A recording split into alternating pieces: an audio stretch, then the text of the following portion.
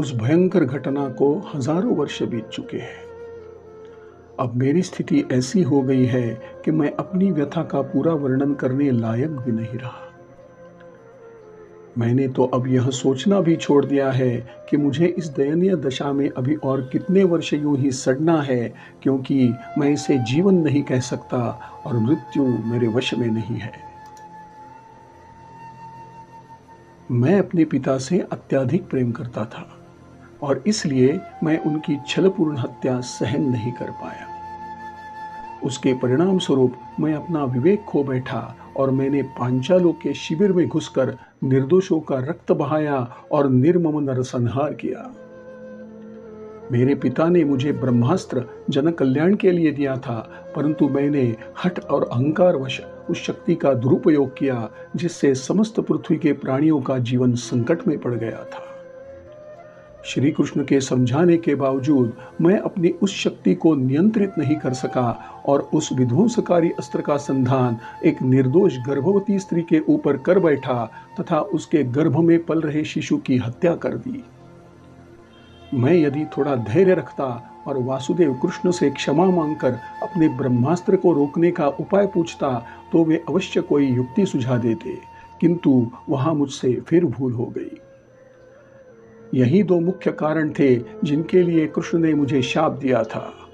मुझे इन सब कुकर्मों का दंड मिलना ही चाहिए था।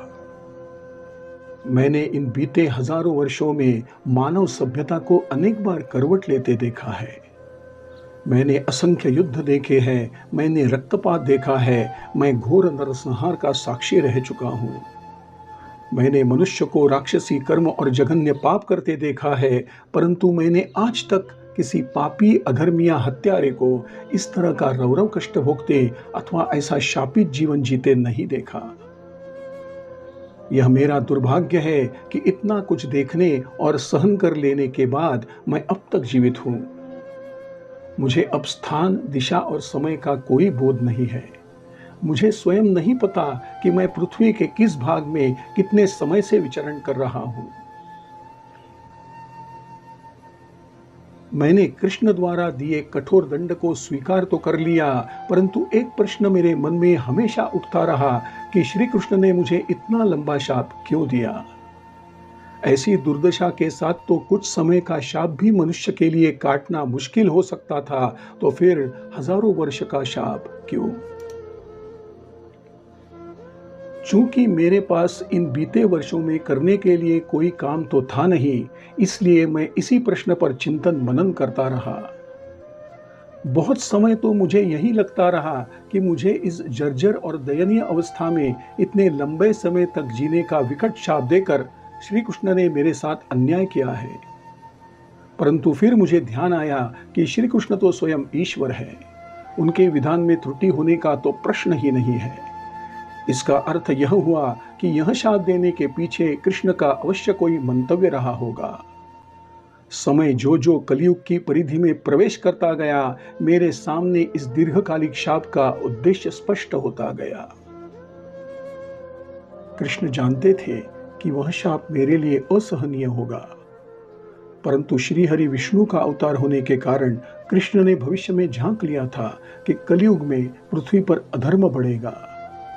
वे जानते थे कि आने वाले समय में लोग तरह तरह के विध्वंसक अस्त्र शस्त्रों को बनाकर उनका दुरुपयोग करेंगे तथा मनुष्य मनुष्य के रक्त का प्यासा हो जाएगा।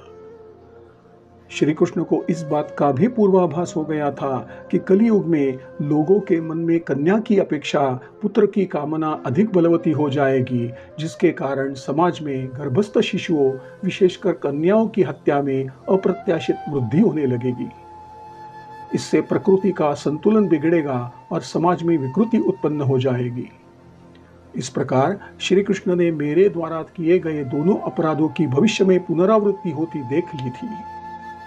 मेरा ऐसा अनुमान है कि इसी कारण भगवान मेरे माध्यम से कलियुगवासियों को यह संदेश देना चाहते थे कि ईश्वर के विधान में शक्ति के दुरुपयोग और गर्भस्थ शिशुओं की हत्या के लिए अत्यंत भयंकर और पीड़ादायक दंड निर्धारित है।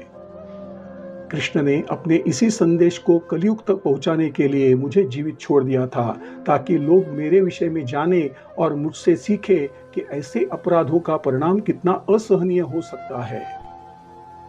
जो लोग मुझे अमर मानते हैं तथा मंदिरों, जंगलों और निर्जन स्थानों में खोजते फिरते हैं, उन्हें यह समझना चाहिए कि मनुष्य का शरीर नहीं, अपितु उसके विचार और संदेश अमर रहते हैं। इसीलिए अन्य मनुष्यों की भांति मेरा शरीर नश्वर है और मैं भी इस मर्त्यलोक को त्याग कर चला जाऊंगा, परंतु वासुदेव कृष्ण का यह संदेश सदा अमर रहेगा। उनके द्वारा दिए शाप की कथा सदा अमर रहेगी। मैं जिंदा हूं और सदा जिंदा रहूंगा।